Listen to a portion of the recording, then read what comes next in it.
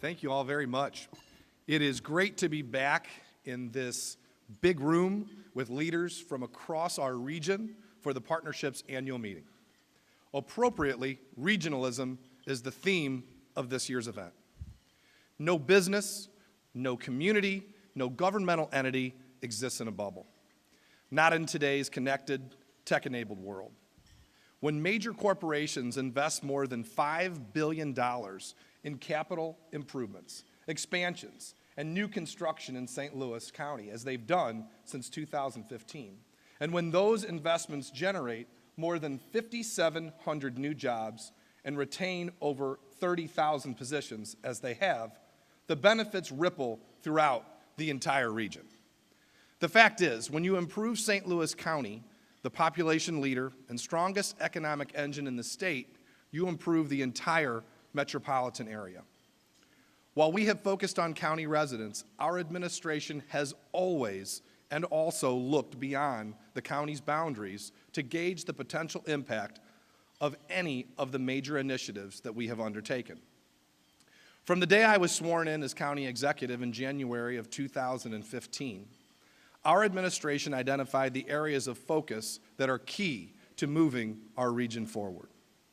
Our commitment is to ensure equitable economic opportunities for all, to improve and protect the health and safety of our residents, to support desirable and vibrant neighborhoods, and to make sure that government is responsive and responsible. From the start, we felt there was one key component without which those four goals could never be fully accomplished, and that factor was and is public safety. For that reason, our administration early on began laying the groundwork for the public safety initiative that became Proposition P, the half-cent sales tax that St. Louis County voters overwhelmingly passed last April. And now, county residents are beginning to see the very real benefits and the promises of Proposition P. I want to note that from the very beginning, the strongest advocates of that proposal were some of the leaders in this room, including members of Civic Progress, the Regional Business Council, and the St. Louis Regional Chamber. We thank you for providing your key and timely support. Proposition P is now funding numerous vital initiatives, including body cameras, hiring more police officers, improving police pay, mobilizing 2 officer patrol cars, and expanding officer training on topics such as peaceful conflict resolution. An initiative of this scale pays benefits well beyond St. Louis County. We are pleased that, since the passage of Prop P, voters in the city of St. Louis and Jefferson and Franklin counties followed suit and approved public safety sales taxes of their own. Residents and police officers throughout our region are safer and more secure because of them. I am pleased St. Louis County was able to lead the way. We cannot speak about public safety without touching on the epidemic of opioid addiction. I think everyone in this room has been impacted by this scourge. When legislators in Jefferson City proved unable to pass a prescription drug monitoring program, or PDMP, the St. Louis County confronted the crisis head on. At my urging, the St. Louis County Council approved legislation creating a prescription drug monitoring database for the county. We designed our PDMP so that other counties and jurisdictions would be able to contract with St. Louis County for this vital service. Among the first to join us were the City of St. Louis, St. Charles, Franklin, and Jefferson counties. Our PDMP was indeed a regional initiative of historic proportion. In fact, St. Louis County's PDMP now covers 79% of Missouri's population and 92% of all medical providers in the state. Thank you.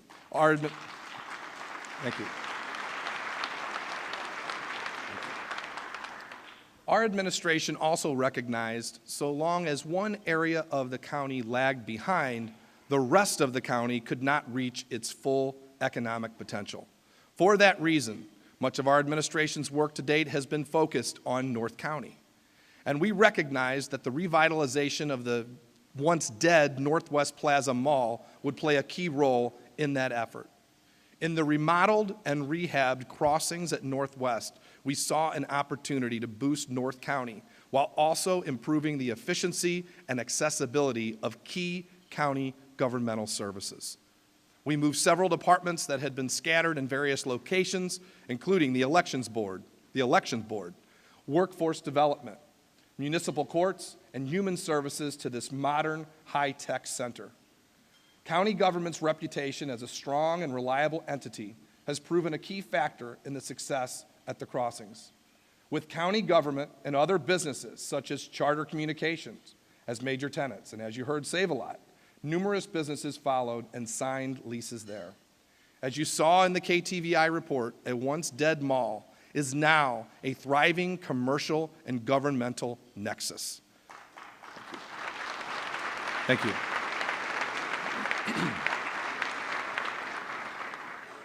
The Crossings is almost completely occupied, employs 2,800 workers, and creates $328 million in annual economic impact for North County. The most recent tenant, as we've said, is the supermarket giant Save-A-Lot, which announced last week that it is locating its world headquarters along with 500 jobs at the Crossings. I would also note that St. Louis County government's reputation for stability and reliability is part and parcel of our AAA bond rating, a designation that tells businesses across the nation that the county is a great place to live and work and a prime location for investment. The success of the Crossings is an example of the tremendous potential for redevelopment in North County. That same potential to create jobs exists at the old Jamestown Mall. The revitalization of Jamestown Mall has been a top priority for our administration since I took office. St. Louis County residents deserve a redevelopment of which they can be proud. The St. Louis County Port Authority has successfully purchased the final parcels at the site and is now reviewing proposals to return the old mall to productive use. Suffice it to say, St. Louis County is strong and getting stronger. The signs are everywhere. In Clayton, where cranes are erecting Centene's new $770 million headquarters, a regionally transformative project that will soon be home to 2,000 additional employees. At 39 North, our new Ag Tech Innovation District in Creve Coeur that is reinforcing and growing St. Louis County as the global epicenter of plant science, and where we recently unveiled Invested, an innovative investment tool that is focusing the power of crowdfunding on our region's thriving startup sector.